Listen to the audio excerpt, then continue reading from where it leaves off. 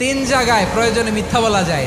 এক নাম্বার, আপনার ওয়াইফকে খুশি করার জন্য, সে একটু এরকম না বলে একটু কৌশল করে বললে খুশি হবে, ওটা বলা যায়। দুই নাম্বার, জীবন মরণের ব্যাপার, যান বাঁচানোর জন্য একটু কৌশল করে ঘুরিয়ে বললেন, এটা জায়েজ। তিন নাম্বার, দুইজন ঝগড়া লাগছে, তাদেরকে মিলিয়ে দেওয়ার জন্য কৌশল করে একটু মিথ্যা বলা, ঘুরিয়ে বলা যায়। দুইজনের মধ্যে দেখলেন যে সম্পর্ক খারাপ, একজনরে বললেন, ভাই সে তো ওই দিন আপনার ব্যাপারে অনেক প্রশংসা। কি আমার ব্যাপারে প্রশংসা? কি বললো? এই বললো আপনি নাকি এই করছেন ওই করছেন, অনেক প্রশংসা। লোকটার মন খুশি হয়ে যাবে তার ব্যাপারে, ঠিক কিনা?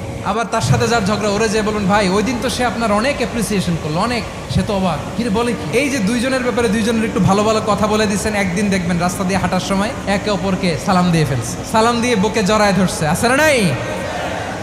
আবার মিলমিশ হয়ে গেছে। কিন্তু আমাদের স্বভাব হইলো, দুই প্রতিবেশী যদি একসাথে বসে একসাথে হাঁটে, দূর থেকে দেখলে আমাদের জলে, আছে না নাই? ঘটনা কি? এই দুইটার মধ্যে এত মিল কে? এই দুইটার মধ্যে গিরিঙ্গি লাগানো যায় কিভাবে?